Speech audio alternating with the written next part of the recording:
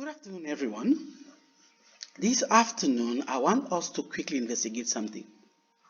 I want us to verify if investing at regular interval pay out much return compared to investing a lump sum amount. So, what does that mean? It means that, let's say, for the Christmas period, you manage to get from uncles and aunts 1,000, so you have that money. Will you rather, on the 1st of January of the new year, put that money into investing account, or will you rather say every single month I'm gonna put out 100 rand, right? Which between the two options will you think, or do you think will pay out the most interest? At first, I can see which one will pay, but I want you to see that from the Excel point of view, using a simple calculation using Excel. So what I'm going to do here, I'm going to quickly delete this and only keep the same amount. So I'm putting 100. So let's say you put the same 100 as well next month. To save time, I'm just going to use the autofill. And then let's say 100 rand every single month for 12 months. How much will you be getting after 12 months? Future value. So I'm going to use the function. I type equal FV, which is the future value, and it automatically return what the function does here, right? Return the future value of an investment based on a periodic and constant payment and constant interest rate. The constant payment here 100 rand, and the interest rate here, it's normally 6% yearly, but because we are making payment monthly, it will be 0.5%.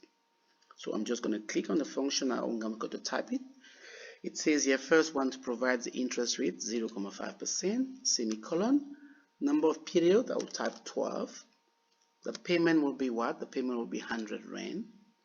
Is there any present value? I will say 0. No. And then now when it comes to the type, we're going to make the payment at the beginning of the month. So I'm going to type 1. And then I will close it. And then I'll press enter. So as you can see, it will generate a 1,239.72. Question now being is, why is it negative? Simply because my payment are positive, right? But if I change the dynamic around and say, okay, I see those payments as outflow from my bank account. So if I change with minus, you will see that the value of my future value will be, the total value will be 1,239.72. So let me just change that so that we have the same dynamic, right? So now I'm going to do the same thing now with the lump sum payment. So the same 1,002, I changed the sign as well to be in the same kind of dynamic. And I'll also come now and try to work out the formula. So again, I will type equal and I will type FV, which is exactly the same, right? And I'll click here, and then now they say rate here. I can no longer use 0.5%. I have to use 6%. So I'll click on 6% because it's a once off and it's a yearly thing. Now, a number of payment, I will type semicolon. I will put 1. It's a one-off payment, so it's going to be 1. The payment here is how much? I will click here. It's 1,002. That's what we're paying. Present value, I can just put again 0, right? Or I can leave it empty, it won't change anything. And then now to say the type. So now we decide that we are making a payment at the beginning, so I put 1, and then I will close.